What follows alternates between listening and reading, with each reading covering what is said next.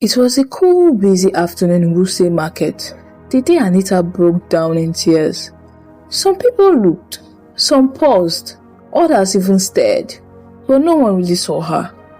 They thought she had gone mad, but it wasn't madness. It was heartbreak. The kind that comes when you discover that the man you thought was your answered prayers belonged to someone else. And not just anyone, your best friend. That day, everything she believed about love, friendship, and God's timing felt like a big, blatant lie.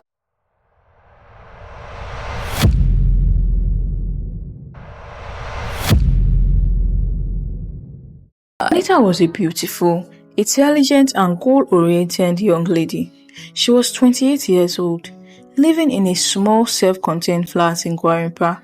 She worked at a salon in Wuse 2 as a makeup artist, 6 days a week, for a weekly salary of 15k. Her life in Abuja was simple. Early morning noise, traffic, and squeezing into crowded keke napeps. But at night, her life became quiet, still. Just her and her journal and her prayers. Every evening she would return home, taking long breaths, freshen up and write in her little red journal, the one where she recorded every prayer, especially the most important one. Every night she wrote the same thing. God, give me a husband who will love you and love me too. She did not live an expensive, luxurious lifestyle. She did not even fancy it. She was just focused on her relationship with God and living a happy life. She was surviving well and living well. All she needed to complete the puzzle of her life was a husband. Joy, her best friend, worked in the same salon as her. Joy was loud, funny, and the kind of friend who always had gist. Anytime Anita brought up marriage or love issues, Joy would laugh. This one you don't pray every night. God will just block you until you rest small. You won't use prayer tie your husband for neck. They will both laugh. But Anita's heart was serious. She wasn't playing. Her mates were getting married.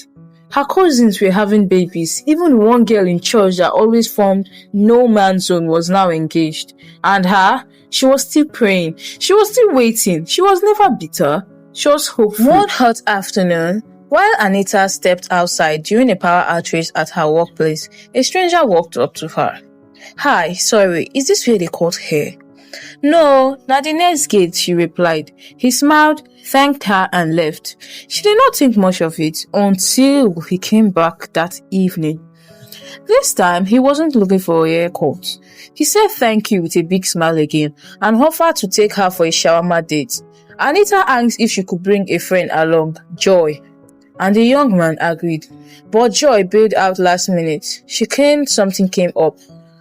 Later that evening, he came back alone with 2 shawarmas. He said just to say thanks and handed over the shawarma to her.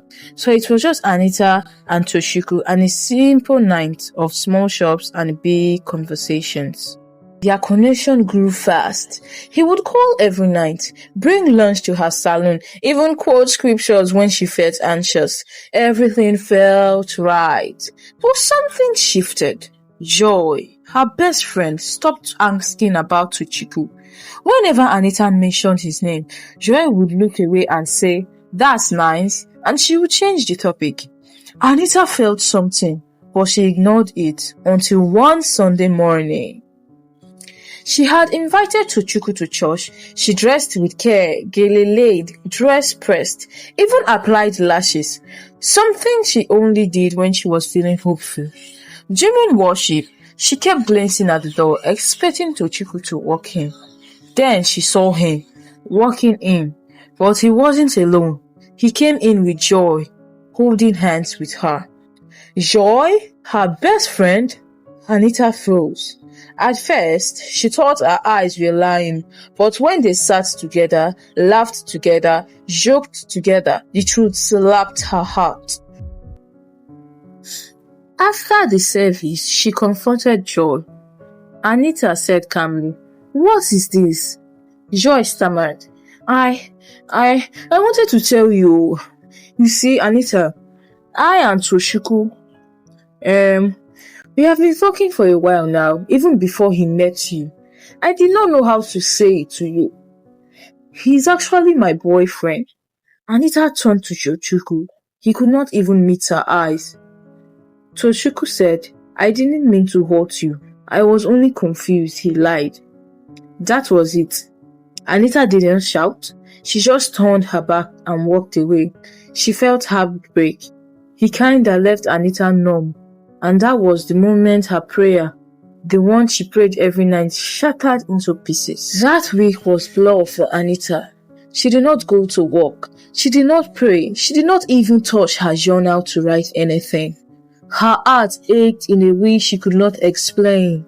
Not from the betrayal, but from the silence of God. Her journal stayed shut for days. She did not pray for days. Not because she stopped believing in God, but she did not know what to say to him.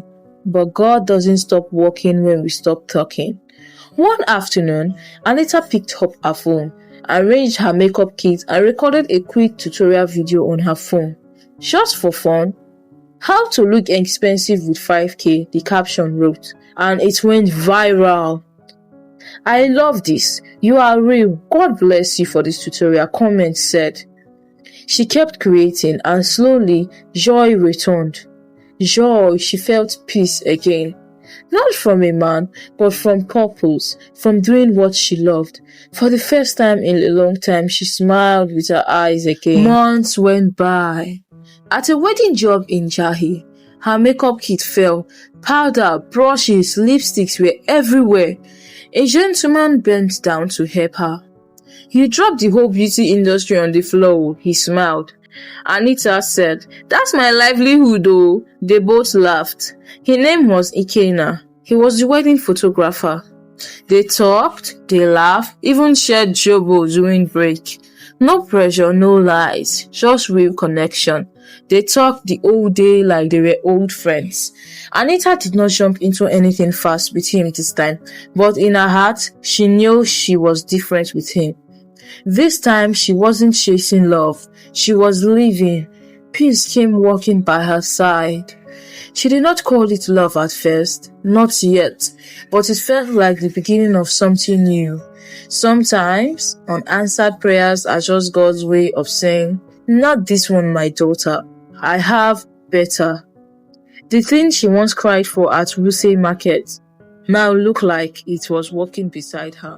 Dearest viewers, sometimes God delays the blessings not to punish you, but to protect you. What Anita thought was rejection was really redirection from God. She prayed for a husband, but what God gave her first was healing. He makes everything beautiful in His time. Ecclesiastes 2 verse 11.